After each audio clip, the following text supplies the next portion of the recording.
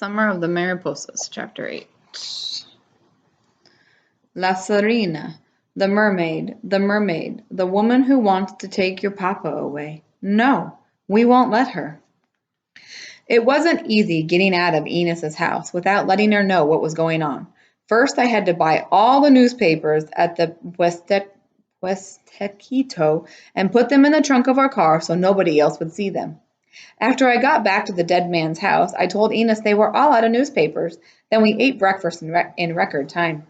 We split before any of the neighbors had shown up for the wake, leaving behind most of the dead man's money inside the container of the sugar on the table, tightly wrapped in its plastic bag, like a great big tip for our hostess. I only kept enough for us to buy food and gas for the trip home after visiting with Abuelita. We're in trouble, big trouble, I told Juanita and the twins, once we got down the road in my father's beat-up Nova. What do you mean? Juanita asked. She was sticking her head out the window, admiring her new hat in the side of the mirror. Enos had given it to her at breakfast, when Juanita had complained about how much her skin hurt because she'd gotten too much sun on the way down to El Sacrificio. It was one of those fancy white summer straw hats you see brides wear at their wedding receptions. Only this one wasn't so fancy, with a clump of saggy old silk flowers hanging off the side. It was so big on her. Juanita had to hold it on with both hands, but she didn't care that it was old. In fact, she loved it. Here, I said, keeping an eye on the road as I reached under the seat to pull out a copy of the day's newspaper. Look for yourself. We're all over the front page. I bet by now every channel on TV is running the story about our abduction. Cinco Hermanitas, the Garza girls, taken from their home in their own father's car. Where did you get this? Vila asked, snatching the paper out of my hands and sharing it with her twin in the back seat. Juanita turned around and leaned over the front seat to read along. Desaparecidas. Ay, Dios mío. What are we going to do? Delia pulled at a corner of the paper to get a closer look. We have to go home, Delia whispered, horrified. Poor Mama. She must be worried sick about us. I'm sure she is, I said, keeping my hands on the wheel. But Mama's got problems of her own. Is she all right? What happened to her? Juanita's voice trembled almost as much as the sad-looking flowers on her hat. Camate, she's all right, I said. Nothing's wrong with her, at least not physically. Oh, thank God, she said, putting a hand on her chest and breathing out gratefully. You know I can't take you seriously with that ridiculous thing on your head, I said, looking sideways at her. You look like the Mad Hatter. Juanita took the frumpy hat off and threw it out the window. I don't care about the stupid hat. What happened to Mama? Behind us, the hat spun out into the morning air in a white blur, like a miniature flying saucer, and landed right smack in the middle of the highway. I watched it get smaller and smaller until it disappeared from sight in the rearview mirror. Litterbug, you know that's against the law, don't you? Stop stalling, Juanita ranted from her seat at the far end of the car. What's going on with Mama? Why did you say she's got problems of her own? Mira, with one hand on the wheel, I took the paper from Vila in the back seat and handed it back to Juanita, pointing at the newsprint at the bottom of the front page. It says it right there. She is a person of interest in the investigation of our disappearance. As of last night, she's not allowed to leave the country, so she can't come to Mexico to look for us. Papa's in trouble, too. I'd never seen a newspaper back home say such things about people possibly involved in crimes who hadn't been arrested, but Mexican papers were quick to report speculations. They took information from anyone willing to talk and didn't hold back crucial details the way U.S. papers sometimes did. Papa? Delia and Vila asked simultaneously, looking at me in the rearview mirror. What's he got to do with us? Vila continued. He's a person of interest, too, I exclaimed. Explained? How? Why? Juanita inquired, her eyes widening in disbelief. Read the story, I said. It's right there in the second to last paragraph.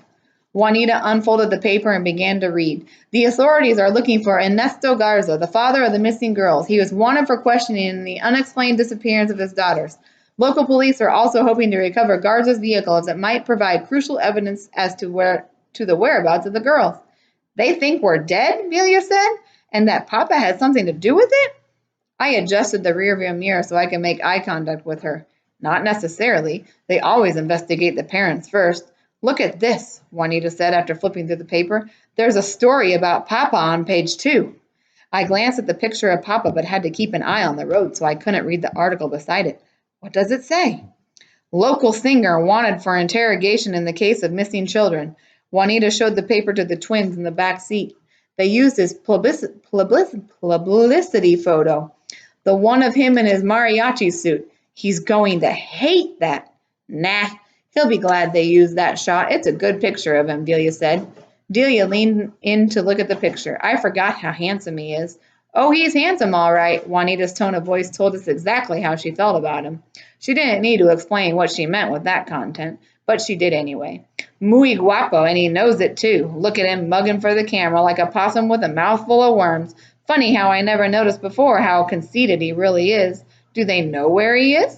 No, but they'll find him, now that the FBI is involved, Delia said after reading silently to herself for a few minutes.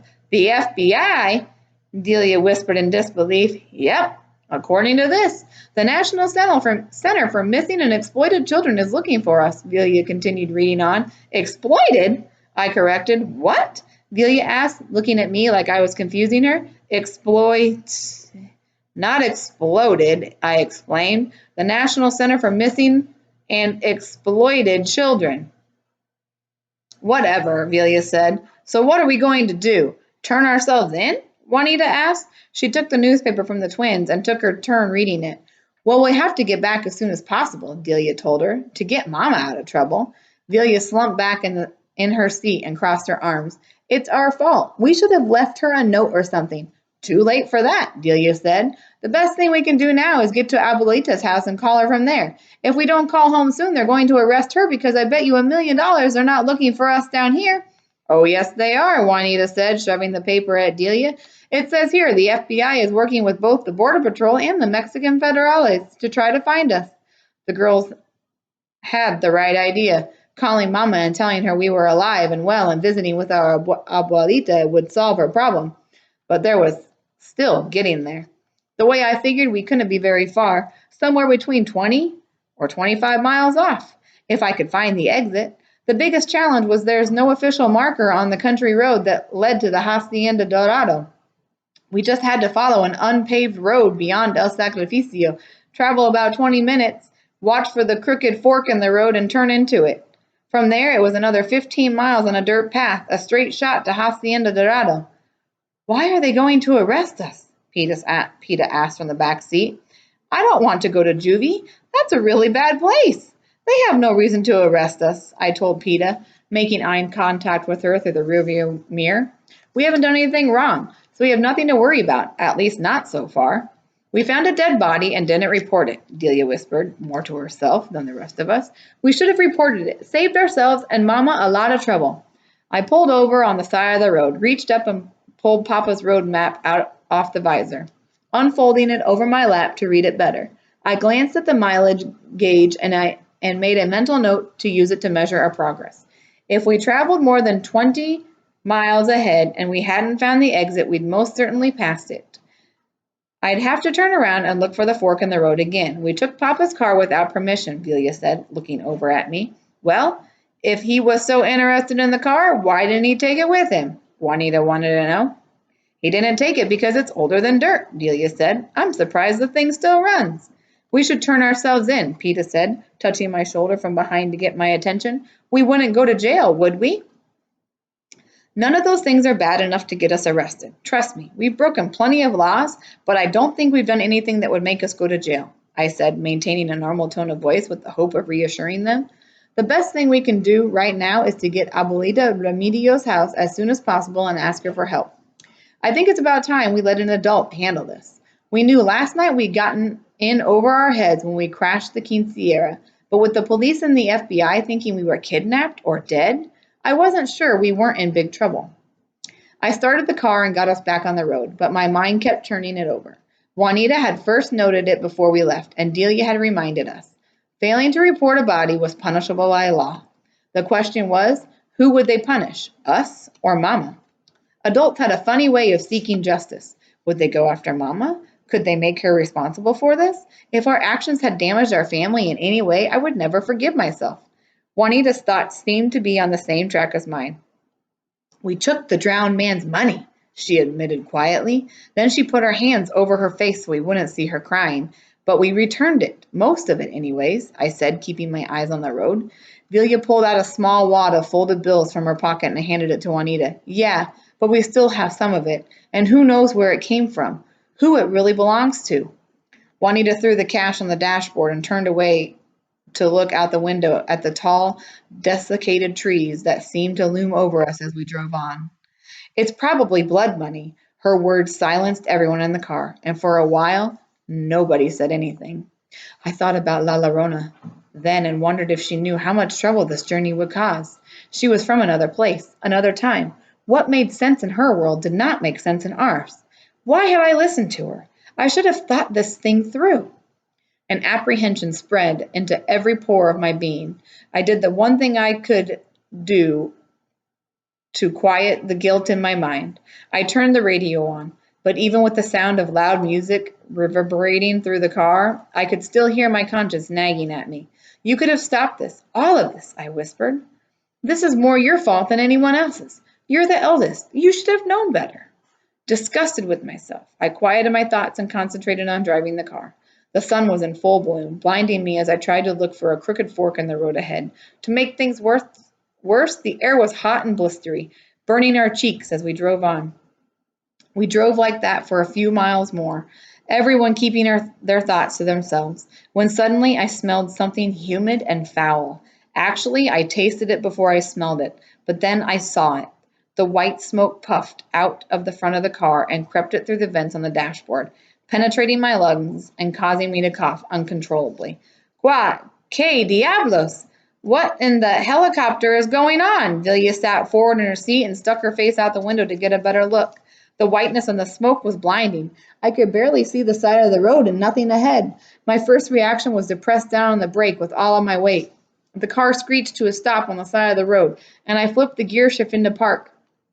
But even without raising the hood of the car, I knew what was wrong. When water started pouring from the front of the car onto the pavement, creating a buzzing puddle inches away from our feet, I knew we were doomed. I'd seen this happen before to Papa. The radiator was busted. What do we do now? Peta asked. She was standing next to me while the others stood back behind me, fanning the smoky steam out of their eyes. I looked at the mileage gauge. We were only about 15 miles down the road from where we'd started in El Sacrificio, but it was far enough that going back there wouldn't be too smart. It might call more attention to us, the missing children, and 15 miles was a long, long way to walk. Longer than just walking the rest of the way to Abuelita's. At least I hoped it was. We walk, I said, fighting the sense of despair that was slowly seeping into my heart. Because this piece of junk isn't going anywhere without a mechanic. Walk where? Delia wanted to know. We're in the middle of nowhere, Delia finished her twin's thoughts. I looked around and saw nothing. There were no houses, no animals, no major roads stretched before us in every direction. There were only miles of mesquite and husache trees and tall brown grasses, too dry and thin to feed two animals. If we turned around now, it would take us more than half a day to walk beyond El Sacrificio and up to Highway 57 on foot. But that's where the nearest gas station was. I didn't even know if that gas station had a tow truck, though we could use the phone there. It was better to just keep moving forward since my calculations, we were closer to Abuelita's house. The trek was going to be hard on us, especially without water to fight off the searing heat that was already burning through my clothes. I wish I'd thought about getting water instead of sodas at the Puestiquito before setting this morning. To Abuelita's, I said. Take whatever you want out of the car and let's get a move on. No use standing around here. We have a long way to go before we reach Hacienda Dorado. I dug Papa's map and the envelope with my earrings out of the glove box and stuffed them into my bag. With our backpacks, purses, and the few provisions we still had in the car in tow, we started down the road heading east. We left the blankets behind because we didn't want to exhaust ourselves with too much to carry. Mama would probably want to kill us for leaving them, but there was no other option. Perhaps we'd be able to return for their car and the rest of the things with Abuelita's help. The morning sun grew hotter by the minute, and we were sweating profusely within half an hour. Several times along the way, Peta cried that she was either tired or thirsty, and we had to stop and sit on the side of the road under a mesquite or a husache tree, trying to make the trek without succumbing to heat exhaustion. 2.5 hours later, we were huddled together on the side of the road, shoulder to shoulder under the full shade of a large cluster of scraggly trees, when we heard it, a woman's voice, sweet and melodic, coming from the brush behind us. She sang of flowers and gardens and sweet, sweet nectar oozing from every petal and leaf. "What's that about?" Juanita asked, turning to look at me. My heart quickened. Never talk to strangers. Mama's warning rattled around in the back of my head. We hadn't seen any houses along the dirt road. I scrambled to my feet and stood listening for a moment. The woman's voice was engaging and lovely. She sounded nothing like La Llorona, and my apprehension began to subside. I don't know, but we should be careful. Ignoring Mama's rule, the rest of the girls scrambled to their feet and ran to see where the enchanting voice was coming from. "Hello!" Delia hollered into the dense thicket. She squeezed between the trunks of the two mesquite trees in an attempt to avoid going around. "Hello!" Delia chimed in, louder and more desperately than her twin sister. She had complaining about being dehydrated for at least an hour, and a human life meant the possibility of water. "Who are you? Who's there? Who's singing?" My sisters all hollered in the general direction of the woman's voice. "What are you girls doing out here?" the woman's voice asked from somewhere behind the brush. The lady who emerged was lovely and petite. She wore a flowing, bright yellow dress, and her blonde hair was perfectly coiffed in a thick chignon. "Our car broke down," I said as she came closer. "Can you tell us how far it is to the next town?" Immediately, the enchanting woman began dotting on us like a tiny yellow butterfly fluttering around. Her words flittered up and down and all around us as she fretted, taking our reddened faces in her hands and looking into our eyes, inspecting each of us in turn for signs of heat stroke. "Where did you come from?" "Ay, Maria Purísima, but you look dreadful. You must be absolutely parched, melting away in this heat." "We need to get to Hacienda Dorado as soon as possible," I said when she pulled out an embroidered handkerchief and swabbed at Peta's small face in a concerned, almost motherly manner.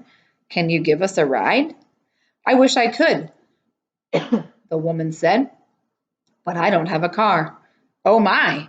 But you must be parched by now. You look like wilting flowers. You need something to drink.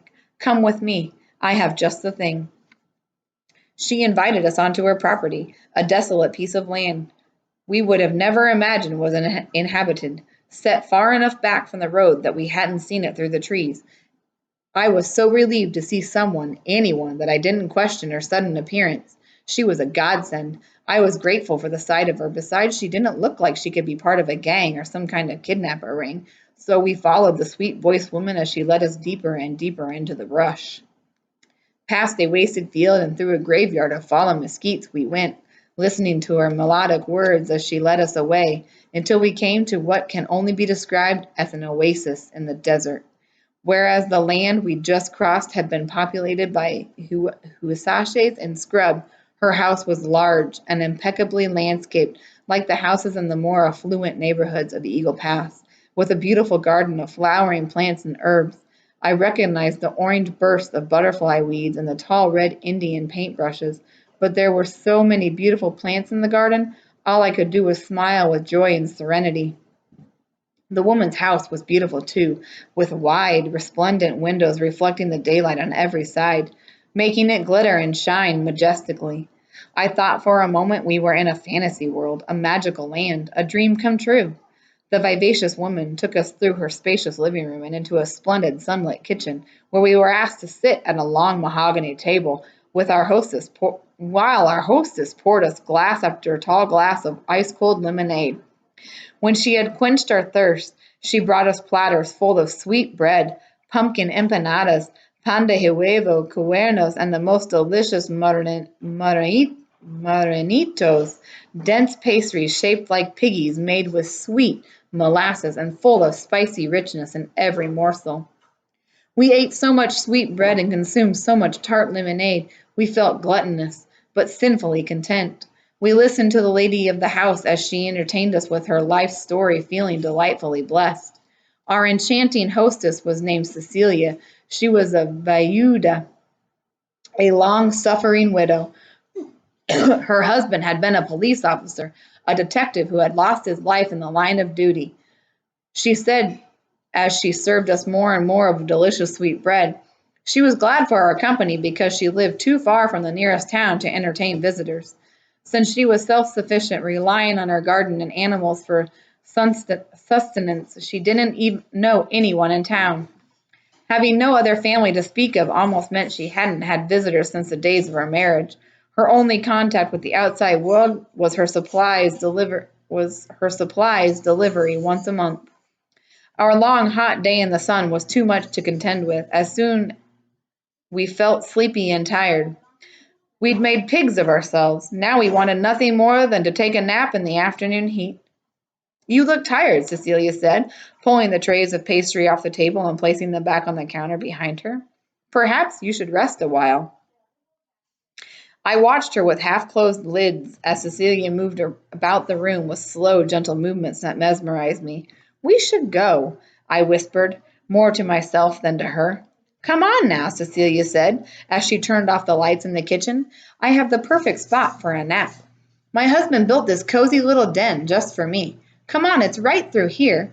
Being so happy to have us in her home, Cecilia made us comfortable in a small nook just off the kitchen, away from the sun and the heat of the day. Like a fairy godmother waving a magical wand, she tapped out cabinet doors and pulled out extra fluffy pillows so that we might rest comfortably on the sofas and recover from our arduous expedition. Those hours resting went by very fast.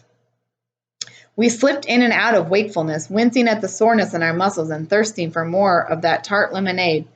Finally, we slept so deeply that we were shocked when we awakened to find the landscape outside, the windows in complete darkness. It seemed we had slept the day away, and nighttime had descended upon the spacious house like an unexpected guest. What happened? Velia asked, yawning as he stretched on a satiny divan chair. Peta's face was illuminated by the light of the moon from an open window. Her cheeks were flushed a bright crimson, sunburnt from our walk this morning. Where is she? Do you think she knows who we are? Velia asked as she got up and went to peer through the open door in the darkened kitchen. I wondered myself if she got the paper all the way out here. I hope she doesn't get us arrested, Peta whined, scooting over to sit next to me in the plush sofa. Suddenly, the familiar pangs of guilt hit me again, and I winced. I hated seeing them so concerned. They were little girls. They should be at home, fashioning bracelets out of old aluminum cans or just sitting at the kitchen table playing loteria with Mama. Juanita pushed herself off the couch and stood looking out the window at the darkness outside. Do you think she's gone? She wouldn't have left us here alone, would she? Girls, are you awake? Come in here. Cecilia's musical voice made us all jump, startled. We followed her voice into the living room, where she was sitting before a giant, old-fashioned television that must have been brought in from somewhere else in the house because it was so fat and bulky there was no way we could have missed it when we first entered. How was your nap? She asked, lifting the silver platter full of tiny, delicately colored, decorated sweets. Whoa, what are those? Peta's eyes sparkled with delight. She was all but devouring the baby cakes on the platter. Petite four, Cecilia said, smiling indulgently at the expression on Peta's face. Try a chocolate one. They're my favorites. I thought about asking Cecilia if she had a phone we could use, but the reporter's somber face on the television screen caught my attention. What are you watching? I asked. I popped a creamy petite four into my mouth. It melted away too quickly, leaving a soothing, minty aftertaste that made me want more. Oh, listen to this. It's coming on again. Cecilia turned up the volume on the television. They've been running your story on the news all day. At her words, the girls abandoned the tray of petite fours and scrambled to sit in front of the television set. I fell onto the nearest couch and listened as the words "Story in Development" scrolled across the screen in Spanish, and an ominous tune began to play in the background. The first segment of the news was an interview with the Ines and Zaragoza. Both women seemed horrified at the idea that they had been deceived by the five little sisters who seemed to be so generous and pure of heart. They kept telling the reporter they didn't know why they believed us, that our mother knew where we were, and felt terrible for not calling the authorities or at least getting in touch with our mother. They talked about the dead man's return and the bride's hat they had given one of the girls as a token of their appreciation. But most of all, they worried about our safety and hoped we would be located soon. Feeling the blood rushing from my face, I looked around for a phone in the room, but I couldn't see one.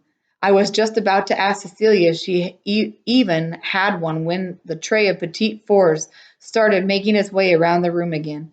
I took two and ate them absently. I knew I had to do something, call someone, but my mind was suddenly blank, and I couldn't think what it was I needed to do. I couldn't even talk. In the second news segment, after a brief commercial break, a female reporter pointed to a wide brimmed hat stuck on the branch of a tall mesquite while she informed the viewers that the missing girl's broken down car had been abandoned less than a mile down the road from the location of the discarded hat. She reported that at that time only terrible conclusions could be reached because there were no sign of the sisters. Our previous plan to return for Papa's car evaporated when we saw it being towed away on television. According to the newscaster, it was being taken in for forensic analysis. The third segment of the story was a previously taped interview with our mother. On the screen, Mama was crying and blowing her nose with a tissue. She wasn't making any sense, but she kept repeating the same thing in Spanish. Over and over again she begged, "Please, please, if you have my daughters, please let them go. Let them come home. They're all I've got." At the sight of Mama completely undone on the news, Peter broke down and started crying silently. "Oh, I know you miss your mamie," Cecilia cooed as she reached out to pull Peter aside beside her on the couch. "Come here, darling. Everything's going to be okay, I promise." After Peter settled down and stopped crying, we were all able to concentrate on the rest of the news broadcast. The fourth and final segment of the story in development was a live interview with the chief of police in Piedras Negras. Arnulfo Jimenez disclaimed that the drowned man, Gabriel Perdido, was a known drug dealer and a fugitive. The federales were investigating his death and the culprits behind it. Chief Jimenez speculated that the girls might have been abducted by the same individuals who killed Gabriel Perdido. They believed the suspects were operating under the assumption that the girls knew more than they really did about the dead man's drug dealings. They suspected the abductors were manipulating the girls' actions as they traveled through Mexico to return the body to his family in El Sacrificio. The kidnapping might have all been part of a ploy to flush out Gabriel's cohorts. "We don't know for sure. Anything is possible," Chief Jimenez said, claiming it was imperative they find the missing girls and bring them home safely. He assured the reporter that his men were working night and day on this case, and he was positive justice would prevail. By the time our news story ran through, the local newscast was over. They had dedicated an entire show to us, a fact that mesmerized us into complete and utter silence. "Don't believe everything you hear," Cecilia said, shutting off the television set with one click of a remote control. "That Jimenez is a corrupt anaconda. His position on the fourth is just a front. He's suspected of being in business with the mafia, only he's so cunning, so sly, no one can connect him to any of their crimes, but everybody knows he's working both sides." "I don't understand," I whispered. "If he's such a bad guy, how can he say he wants to bring us home?" "Of course he wants to bring you home," Cecilia said, leaning out over the coffee table to be close to us. "Don't you see? He wants to find you because he thinks you know more than you should about the drug dealer you brought home. It's a trick. You should avoid him at all costs." "I'm scared." Peter slid off the couch and scooted over to me on the floor. "Oh, honey, don't be scared," Cecilia said, leaving the comfort of the couch to slide down on the floor between Peter and me. "He can't hurt you, not as long as you stay with me. I promise." "Why? You're trembling." "Here, have some more petite force. Sugar for my sweet one. There you go. Feel better." Peter bit into a tiny sweet morsel of cake and nodded even as she sniffled back her tears. Noticing the twins' fearful faces, Cecilia slid the tray of petite fours toward them. Soon we were all sitting on the floor, sharing the enormous tray of petite fours. Funny how distress takes away one's appetites for real food, but when sweets are involved, all bets are off. Or maybe it was just us.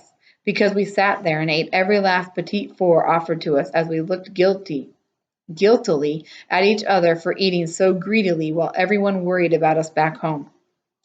At least Mama is home and not in jail, Velia whispered close to my ear so the others wouldn't hear.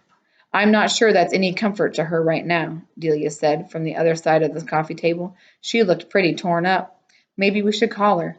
I've been meaning to ask you if you have a phone we could use, I said, turning to look at Cecilia.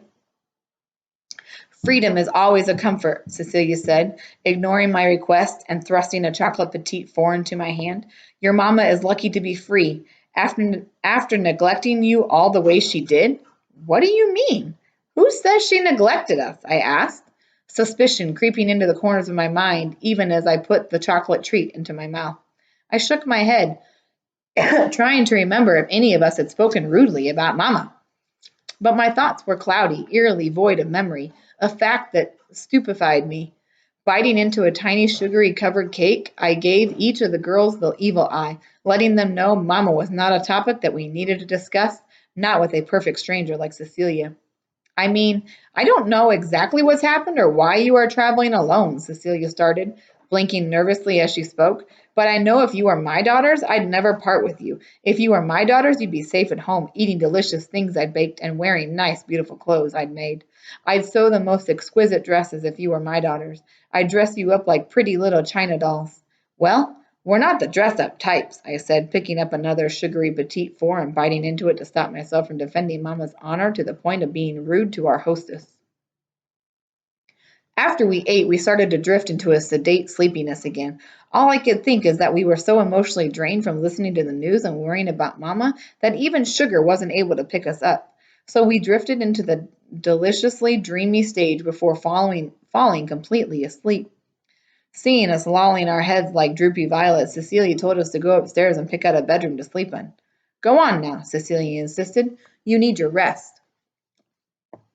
We really need to get going, I said, my eyelids resting heavily over my eyes. We need to get to our abuelita's house. What you need is long, relaxing bath. Come on. It will clear your heads. Cecilia got up and started up for the stairs.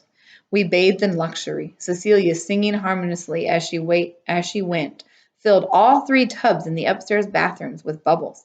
We dozed blissfully in the scented water until we looked like prunes, and then because we could hardly walk from the drowsiness brought on by those hot, delicious baths, we headed right to bed.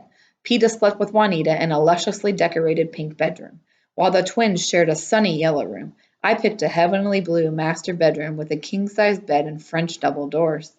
All those little windows in the French doors allowed the shimmer of the moonlight to come in and kiss everything in the room with a glittering silver dust. After my bath, I slipped between the soft, crisp bed sheets, happy and content.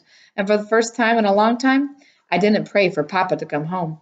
I didn't pray for Mama to start paying attention to us either. I didn't even pray for my sisters because somehow I knew we were all going to be all right. For the first time in a very long time, I thank God for a warm, comfortable bed and a nice, safe home.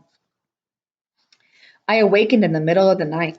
Moonlight streamed in through the window, and though my vision was hazy, I could see the curtains billowing back and forth as the mild air came into the room in mischievous gusts of wind that toyed with my senses as they entered my lungs and played with my sanity.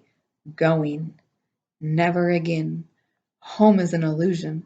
Home is where you've never been. Never again.